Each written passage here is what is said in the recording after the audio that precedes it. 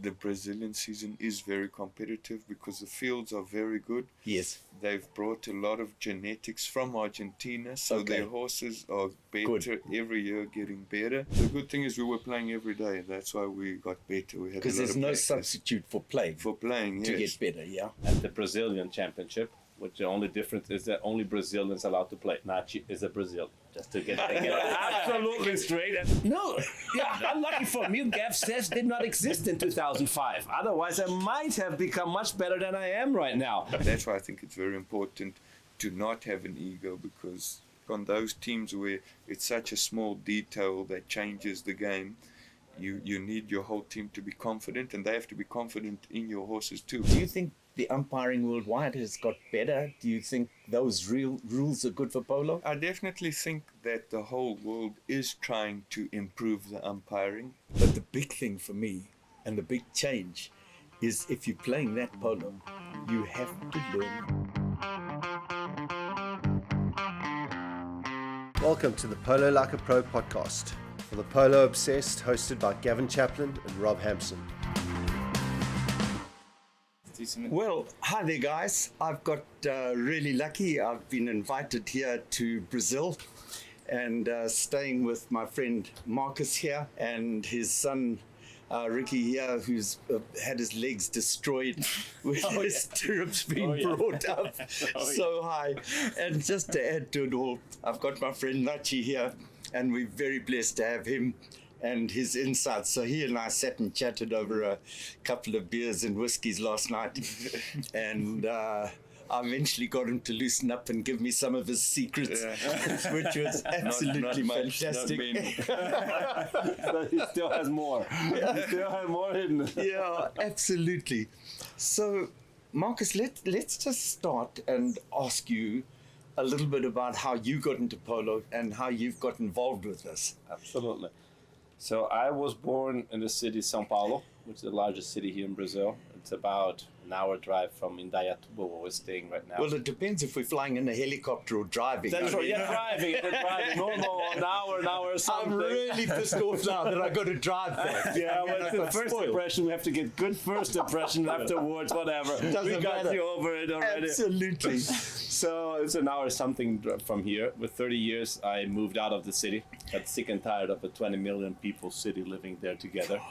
And I actually moved. I rented a home in a gated community here called Helvetia. And I just moved here. And I started seeing some horses being pulled around on the streets. 4 or 5 horses, one guy sitting on them. Always loved horses, always enjoyed being around horses. Was a way shittier rider back then than I am right now after the lesson from Gav. Helped me a little bit. Let me get there. So I was a terrible rider, but I could stay on a horse. And then it took me actually 3 years to figure out that I landed into the biggest polo region of Brazil. That's how close it was. So we live literally 500 meters from the main club, but the main club is behind a gated community as well, just across the street from us. And nobody says anything about it. So there wasn't a sign, there wasn't anything about there. I never knew when there were tournaments. I just saw some horses being pulled around. But you were saying there are like 35, 40 fields in this area. We have around 35, 40 fields today, still active. I think we had a little bit over 40. Wow. But we have 35 fields, I say, in a 15-kilometer radius from here. So it's actually quite a large scene of polo. But it was so close that I was living here. It literally took me 3 years to figure out that polo existed. And then I figured that one out. It took me another 2 years to actually have cash flow enough and find some teacher that could teach me a little bit about polo, what's all that about. And then unluckily for you, you found GavSays. No, yeah, unlucky for me, GavSays did not exist in 2005. Otherwise, I might have become much better than I am right now. GavSays I only found after riding 15 years, everything wrong, completely wrong, holding the mallet the wrong way. Completely mess up. Now I have to unlearn old habits and try to get into new good ones, which is kind of takes a while. For old guys, it's even harder. And in your head, what's the voice saying? Don't stand up. Yeah, that's one thing. Everybody taught me always get off the saddle, get out of the saddle, and stand up. I've been doing that for 15 years, and now Gav comes along and says, no, just keep it in the saddle. Just keep it, just release it.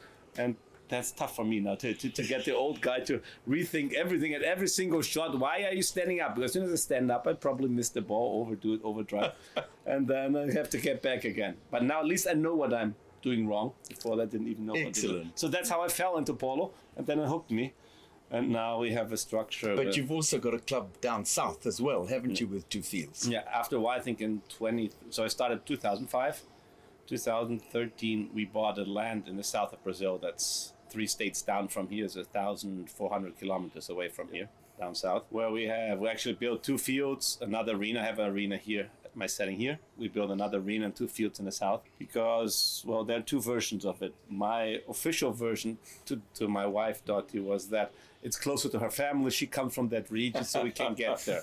The other version is that we play polo here in the winter, like right now. Gav is almost freezing here. And he has experienced a whole week of winter here. So that's between 15 and 30 degrees. It's our winter temperature here, and 20 to 35. It's a summer temperature here. So when you sent me the WhatsApp, when I was asking about temperatures, it was from 15 to 30. I thought, what the hell do I pack? Just pack 15 to 30. Everything. 15 to 30. Leave your skiing coats at home. That's the only thing I want to have covered into the suitcase. Exactly. So then I bought the land in the south. I built it, and the first version is closer to my wife's place. The second one is actually that the season here is from March until September, and in the south from September until March. So basically, we play polo the whole year long. And Nach, for you, I just remember you as obviously from Selby's, as a schoolboy, and you coming over every day and practicing with your brother Jean. But then you kind of moved down to Plett, and you played for a lot of years there with Buster. Tell us a bit about that and what it meant to you, and then how you ended up in Argentina, and at what age? Yeah, so the nice thing about Selby's was our neighbor, so we could play every day during the week, and we were doing homeschooling. So after school we could go over and play straight across. And Selby loves polo, so he could play every day of the week as well. Yeah. We spend a lot of time on the field playing 3 against 3, 3 against 4, and young horses, old horses.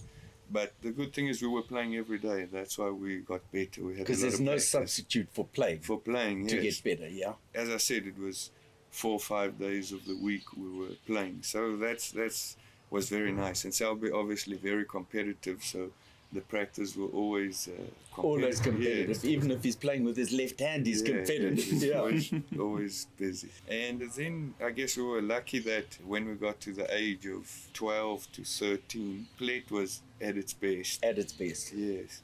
So I guess we got very lucky with that. So we could, from having a good base in EG, when we went to Plett, we could see really good players, 7 goals and 8 goals on good fields, on good horses. So it was a very good timing, I think, for us to learn, you know. And from your playing there, is that when you were invited to the UK? Yeah, so then from Plett I got invited to the UK. And Buster was involved in that period in Plett. He helped a lot. Obviously, he was also loves polo and is always studying it. So with all those good players that came, he always studied them. And I went to England with Battalier, which was one of the teams that used to play in Plett. I guess I was very lucky, and God blessed us that the polo was at a stage where it could help us a lot, you know, and we were at the right age. So it went quickly from there. And your move to the UK, did you find that difficult?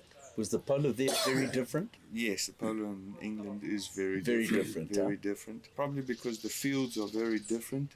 And obviously it's a lot more professional, and it's 4 chuckers. But I guess at that age, you're so keen to play you adapt to anything. I don't think you even realize it's different. But then you ended up in Argentina sort of age 16, yeah?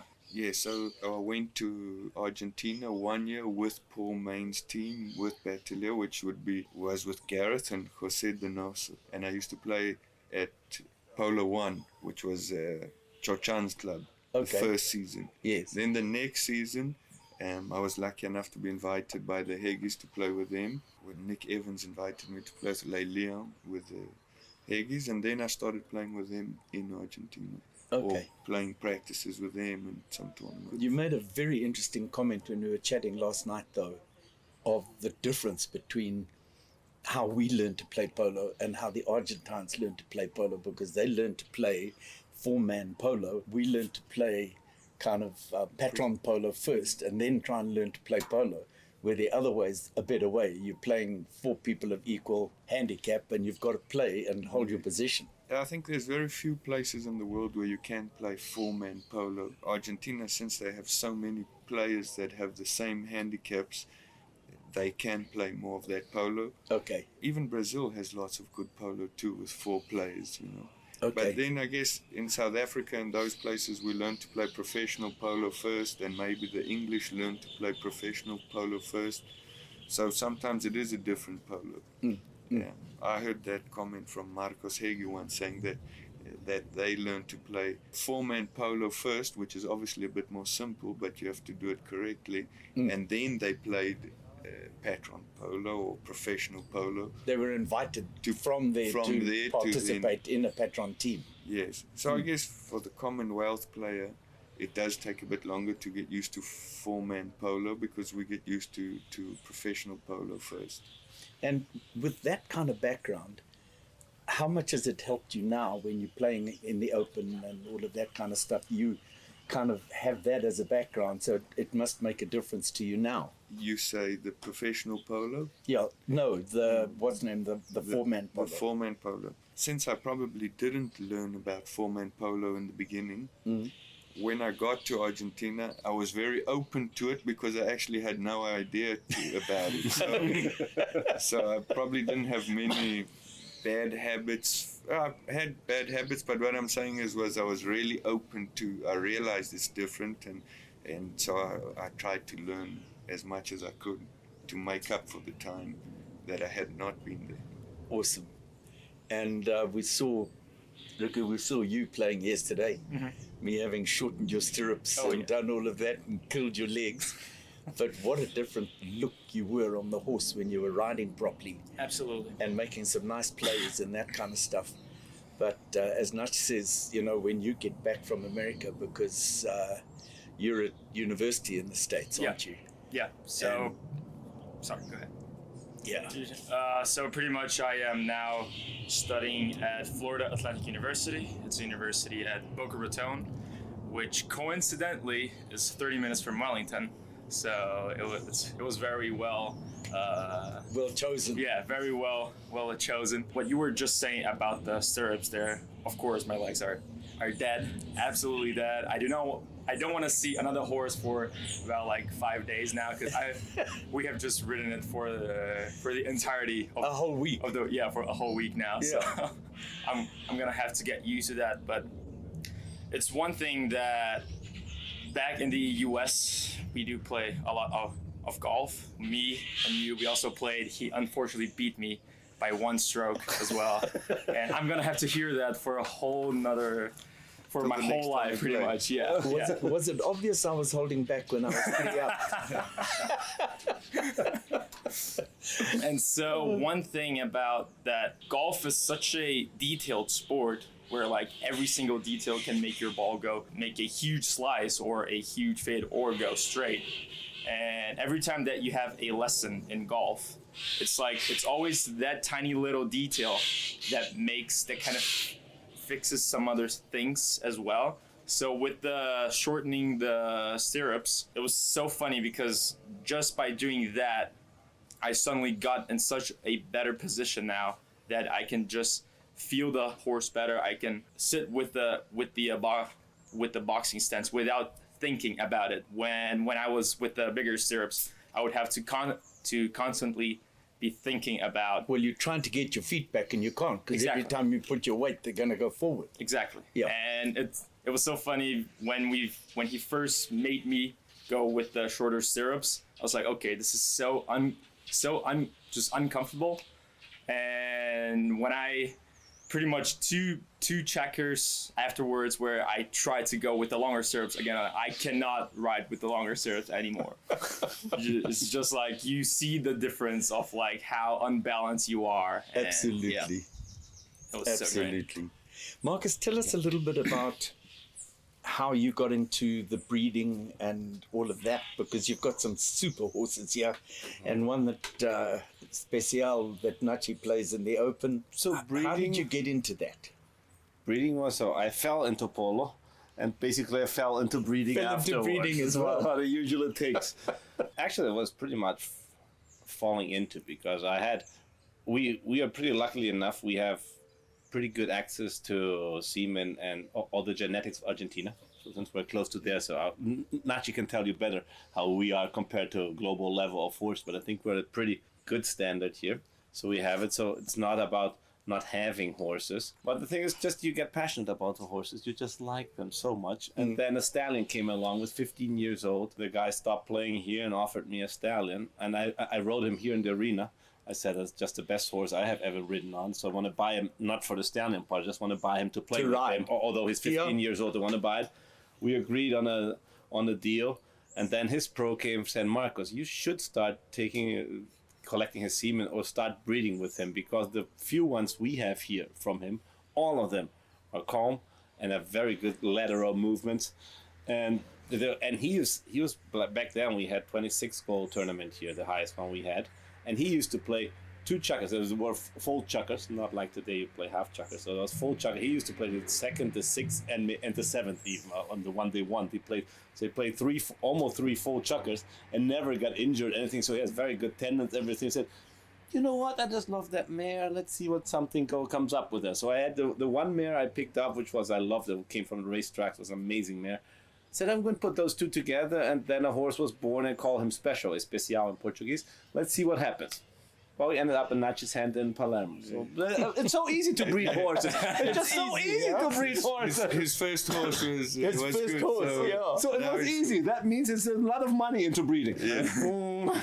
Not. Lord. And So sitting, Nachi tells Yeah, sitting yeah, here we last, remember the Yeah. good ones, right? but sitting here last night, Nachi, you've made such a study of it, because we were looking at that app, and you were saying, man, you've got to know that mare and how many chuckers it played in the Open and what its progeny, how many chuckers have they played.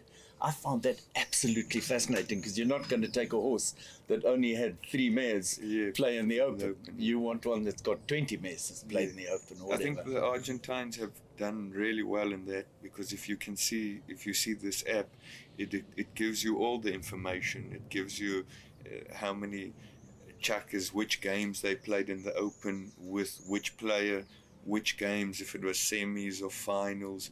So I think they have so much information today, which they've managed to gather. They've gathered that it makes it much not easier to breed, but I guess you can see which animal has really produced mares that play semis and finals of the Open. Maybe there's some mares that didn't play, but then you can see how many foals they've had that have played the Open. So I think that helps a lot for breeding, when you can already see which bloodlines play, and which, obviously there you can also see which stallion with which mares go good, and you can really get a good picture. Obviously there's no recipe to breeding, but if you breed from the best, you should have good quality. And hope for the best. Yeah, hope for Breed the for best. the best and hope for the Yeah. best. Yeah. That's Yeah. advice I ever get. Then there's a lot to do afterwards, is how you take care of them and all of that. But I guess if you like breeding, you're already going to be taking care of the mares. You're so gonna be you taking may care as of them. well try and breed from the best bloodlines. What I found really interesting chatting last night was that you are breaking them quite early, because you feel it gives them longer as a sort of 3-year-old to get into the game without being pressured. Yeah. Where we tend to look and say, that's going to injure the horse. Yes. So I guess I probably did that because I started breeding, and then I had lots of time and I was always there. So we started breaking them in very young, at 2 years old. Okay. Obviously slowly, because as you said, the bones aren't really strong yet, Yeah. and everything. So we start breaking them very slowly. But at the end of when we finish breaking them, let's say when they turn 3, they already stick and balling, and they've already done some slow keep away chuckers. Because I just feel between 3, 4 and 5 years old, you can maybe make that process of giving them lots of chuckers. You can do it over a longer process. So uncompetitive. So let's say when the mare gets to 5 years old, she's actually already very made. You understand? She's already had a lot of experience. Whereas sometimes if you break it at 3, you do that at 4, and then at 5 you almost want to play the mare, but sometimes she's not so ready yet. Whereas with this, it almost gives you 1 whole year extra. But obviously you have to do it slower, because some of the horses, you have to be on top of it, because some of them obviously get a little bit more sore, and then you have to leave them and so on. But I think in the end, when they turn 6, they already have so much kilometers that they quite made. They're made. Yeah, and I guess if you're breeding, you also need to make the horses quickly so you can sell them, because if you have to keep them till they're 8 years old, it's more time, financially, less, and you have less time for another one that you could be spending time on. Yes. So I guess the more kilometers you give them before that, the quicker you can sell the ones which you're not interested in. Because obviously when you sell a horse, it has to be calm, and it has to be made. I'm so impressed here to see how many of your horses are on gags, no drop nose band, and no gaping mouths, nothing like that. Where South Africa has gone a lot to 3-ring gags because the pressure's less up in the mouth and stuff like that without a drop nose band. But it's been an eye-opener for me coming here and seeing how many of your horses on normal gag, but no drop nose band and no issues. It's been fantastic. I didn't know that from Nachi that he breaks them in the same, but it's the same what we started doing, is breaking them at 2.5 instead of a 3. Started breaking them in, so it took them 7-8 months. So we get them with 3, and that's the same thing. So until I'm obviously usually only allowed to ride them after 5 because I'm not really fixing much. Probably getting them backwards, but we have a good string. And as you said, the Especial who went to Palermo didn't play the finals, unfortunately. But okay, we did it. We had lovely brother. He was 6 years, so it wasn't. It's not like he was a very old horse. Yes, so 6-year-old and still improving. But you're right. The 2 years we do pretty much the same from 3 until 5 and 5.5. That's when they. I think it's a very good system in Brazil also because the weather permits it. Because you've got year-round polo. Yeah, you pretty much, if it doesn't get too dry, you can play the whole year. So I guess these green mares, you can play them a few times during the year. Whereas let's say then turn them out and then turn them out and bring them back. Whereas some countries you may have winter and you have some things where you can't play them, so you almost need to. You have a certain period where you have to do as much as possible. Concentrate too much. Whereas here, I think the weather helps a lot. Okay. The fields are good almost they the look whole soft year. and sanded and everything else really nice, huh? So I would say for Brazil, it's a good way of doing it.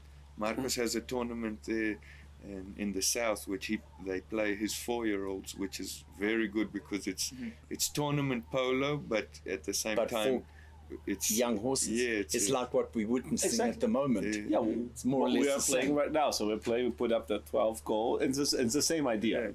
Got the good guys helping the bad guys. Also, it gets a fun polo, but everybody riding at 4.5-year-old horses just to make them get a little bit used to it, but not necessarily riding the other one off so that they get afraid or get any bad habits out of it.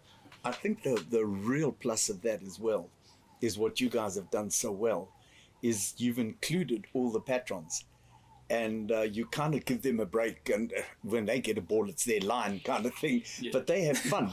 So they're going to stay kind of in polo, and it's just it's good for the young horses, it's good for the patrons, it's good for polo. And for me it's kind of interesting. We have one patron here, PG Meirelles, who now is retired. He's turned over 90. He's 90, he's probably 91 this year. So until 89, he was still playing checkers. Wow. So it was just a pleasure to see an 89-year-old getting on a horse. He could barely walk. He gets on a horse and plays with checkers, everything. It was just the sheer pleasure of being on a field with somebody at that age, it's just to enjoy the whole thing. Why the hell do you want to win that ball? Absolutely. Enjoy the moment, have fun. And afterwards, have a drink, a beer, caipirinha, as always in Brazil, then laugh about it. It's still fun. So you're 3 hours from here by car, is that Yeah, right? we live 3 hours from here. It's more of a sugarcane community with lots of farmers that have sugarcane farms. Yes. There we have a club with 4 fields called Matashika. Very good fields, really well taken care of. There we have practices the whole week from pretty much Monday to Saturday. Wow. And also A lot of the Brazilian players are from that area, and lots of people who breed horses are also from that area. Okay. Probably as like in South Africa too, where you have more of a farming community that plays polo, so it's probably a bit It's similar more like to that. Okay. And, Okay. Very But good you've also fields. got quite a lot of high level players. I mean, Rodrigo Andrade lives near you. Yes. 9 goals. Yes, I yes. mean, officially, he also won the Open because exactly. replaced Juanma when he was injured, Replaced didn't Juanma he? for Yeah. La Delfina. No, so there's lots of good Brazilian players. As you said, the Rodrigo, then you have Pedrinho, and you have many good players. And between, let's say, 3, 4, 5, 6 goals, you have lots A of lot of players. them. Yes. Mm. So the polo in Brazil is, I like it. It's really competitive. Obviously, as we just spoke, there's some polo that's really for fun. Yes. And I think So the mix is good, hey? the mix is You have good. both. You What have we're trying to both. offer is having Yes. both. Yeah. Yes. Yes. And during the competitive season, the Brazilian season is very competitive because the fields are very good. Yes. They've brought a lot of genetics from Argentina, so Okay. their horses are better every year, getting better.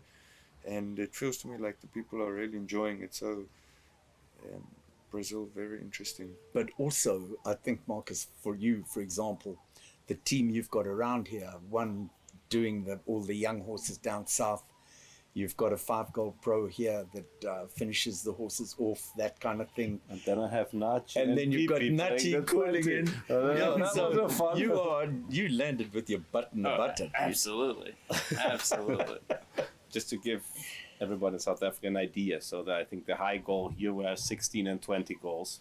We used to have it higher, but then it reduced so many with tournaments. So this year we start the high season here. We call high goal 16 here at the Brazilian Championship, which the only difference is that only Brazilians allowed to play. Nachi is a Brazilian. Just to get absolutely straight and on camera. South African Nachi is anymore. Brazilian. We have embraced him. We have so now he's married to a Brazilian. So he's the one who's playing as a Brazil. But we managed actually to get 12 teams, 16 goals teams together this season. Only Brazilians playing. So with no foreigner.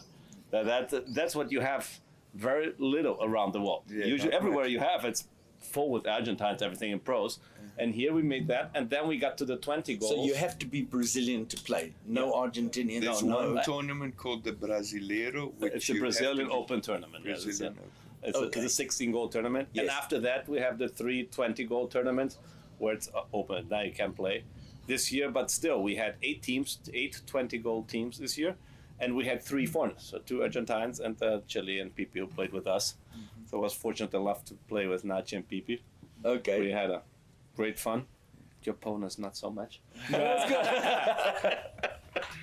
was great. Oh, wow. The other comment you made last night, Nachi, because you said you've been so fortunate to be able to play 3 different players, 2 top horses. And it gives you a much bigger sort of idea as to what a really good horse is. Because everybody's saying, oh, I've got this wonderful mare.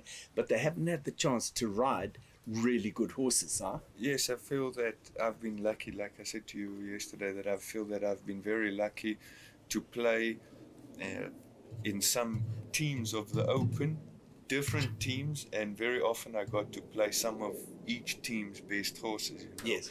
So much with the Heggies, and from there on, I played in La Guarda, I played some of their good mares too. So that was really an eye-opener to me when I got to play so many people, so many different people's horses to what a really good mare actually is. And I'm very grateful for that. Yeah, it gives you a totally different perspective of what is good. What is good, Because yeah. you were saying, when you're playing, these games in the open. You can't have an ego, because if it's your horse and you want to play it, but it's not good enough, you let the whole team down. Yes. So you've been given horses by your teammates that are good enough, and they might be better than your best horse. Might be better. Yes, I think if you get to the teams that are in the semi and in the final, the players in those teams already have lots of horses. And what I found is, if you get on the wrong mare, you could cost everyone the game. Yes. And sometimes there's certain mares that the team doesn't have confidence in.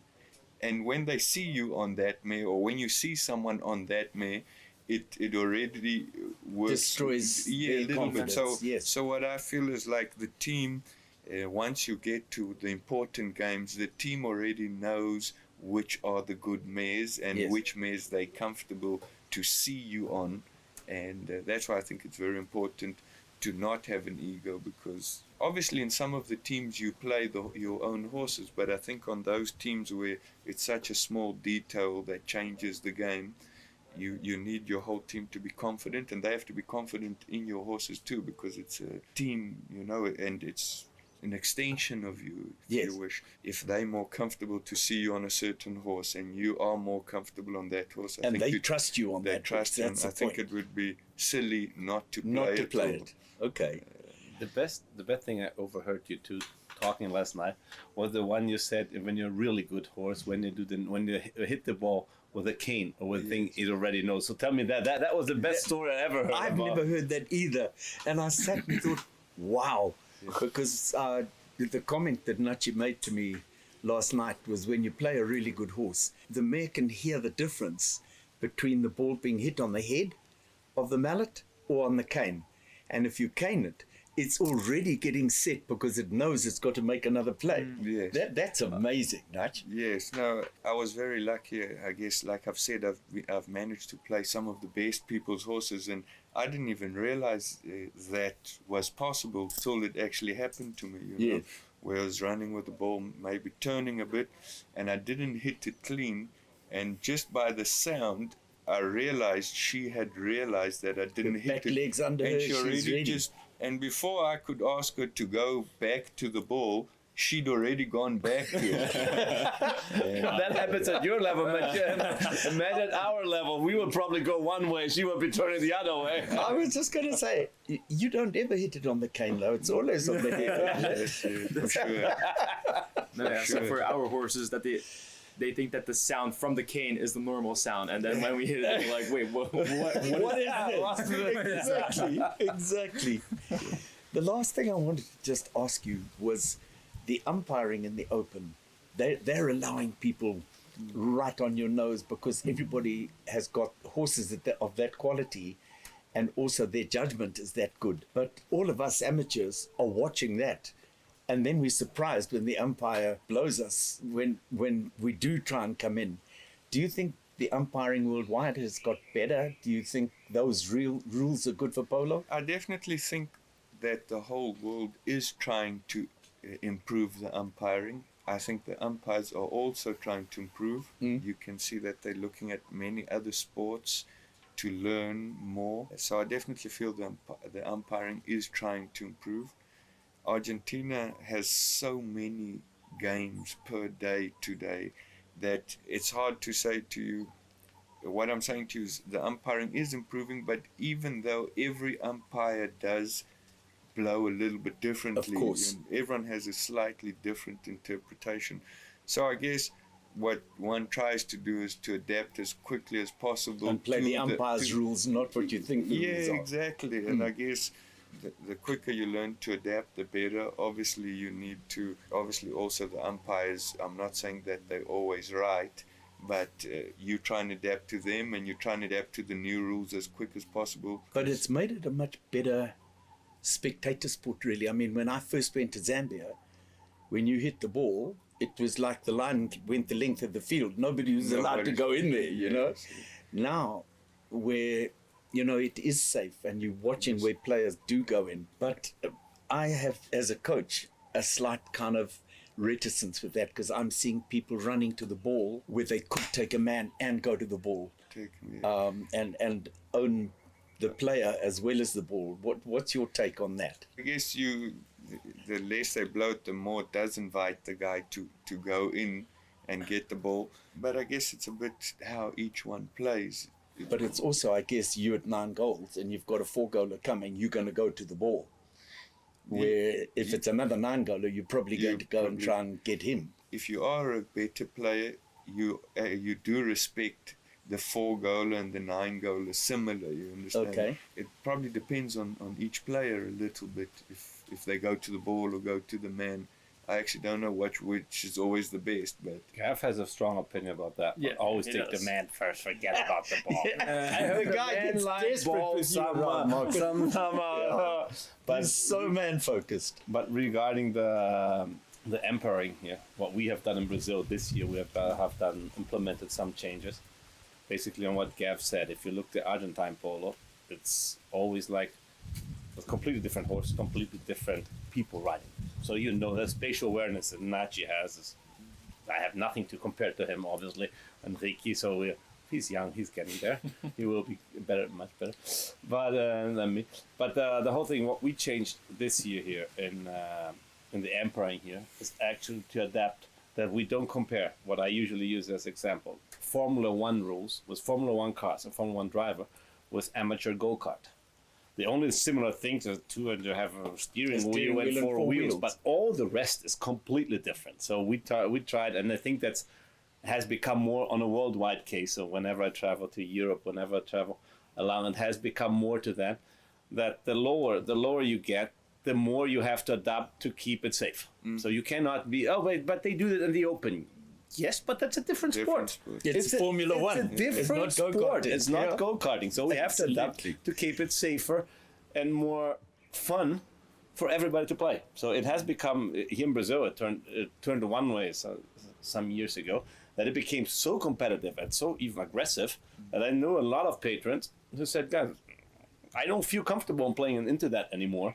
So what loses the whole polo. So the pros don't have enough patrons to hire for them. The whole polo shrinks. So we have to somehow figure out to reverse the whole thing. So we started growing again. Brazil has, I don't know, now probably 500 active player, more or less, give or take. Most of them are even still in the military bases or using the military. In the south, we have a lot of military bases and some private fields. And here we have the huge concentration. Here, the other one where Nachi lives in Orlando.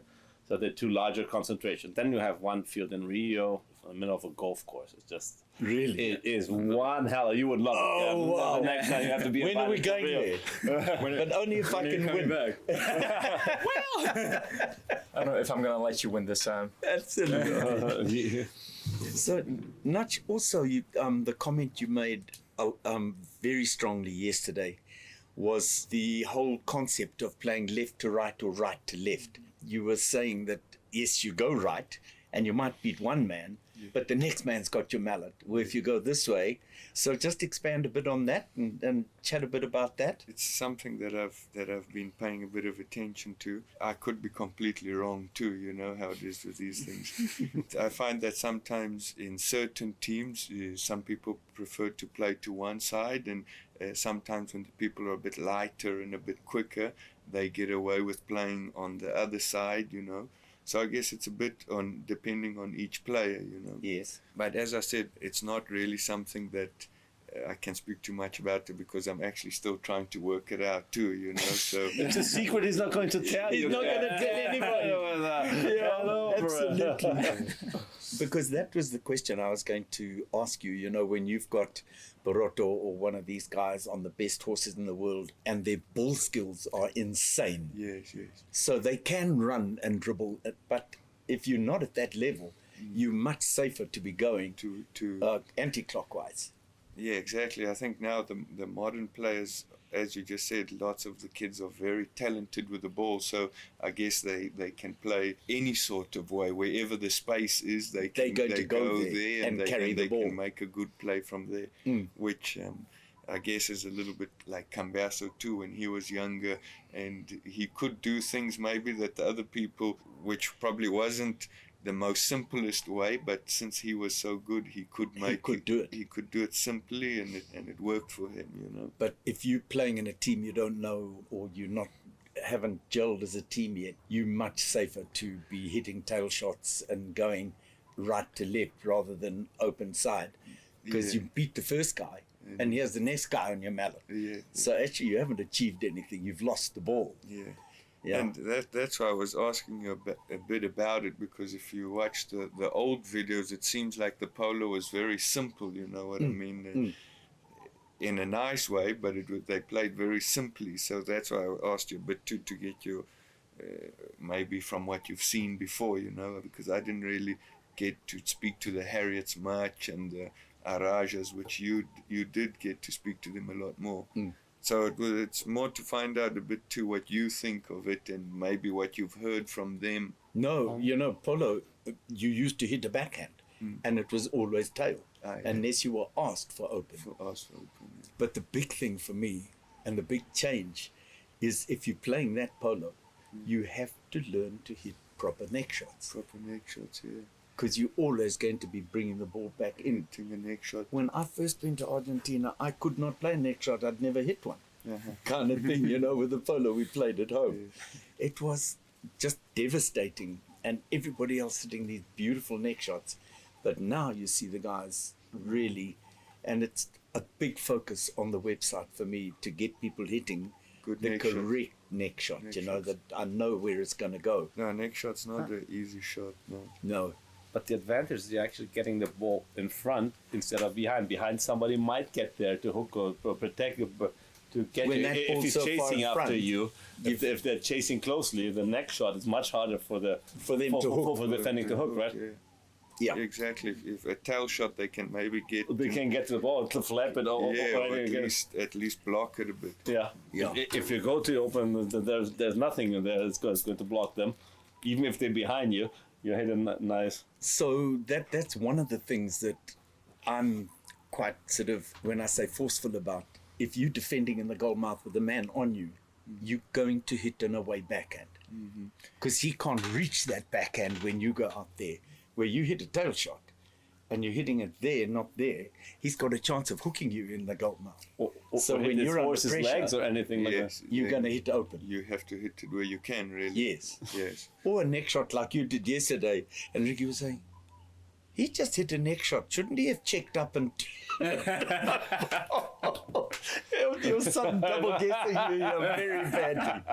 I'm just saying, you got it was the more difficult type of shot. You executed perfectly, sure. See, Gav's lesson for a week. I recommend it to everybody. Helps you do that. Oh, lovely. And I remember that shot, Yeah. Because I hit it right. The chances were slim, I agree with you. But I love what you're doing because you've just said on my horses, you're not going to stand square to the ball and get the horse hit. You're going to face the ball. So the interesting part for me, and that only happened for me once, we never saw, at least I have never seen it here in Brazil, but Gav said it's pretty common out there. If you're having the 60-yard penalty, you have one or two guys standing in front of the ball at 90 degrees angle to make a barrier to protect it from the ball getting into goal. I said I saw it only once happening to me in my farm, and there were friends of ours who was riding my horses, and after I said, what are you, God names, are you doing? I said, no, I'm putting a barrier. I said, yeah, you're exposing every weak part of the horse. The eye, starting from the eye, you're exposing the whole the ribs and the intestines to hopefully see that the ball hits exactly that part, and you're stopped behind the other one, so you have zero movement on the. And you're exposing yourself actually even on the side. You have no chance of getting out of the ball to win a ball. That's really it. You have a horse that you love, that you take so much care, and then you want to win one ball, protect one ball. I said, Gav, not in a life. I actually asked the guy, I said, you're riding my horses. You're not allowed to do that anymore, period. From now on, if you do that, I'm not even going to let the other one hit.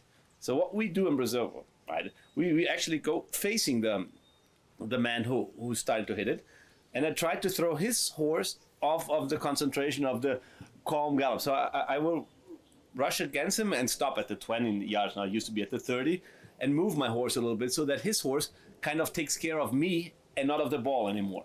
And if I manage that, that's my job as being number one.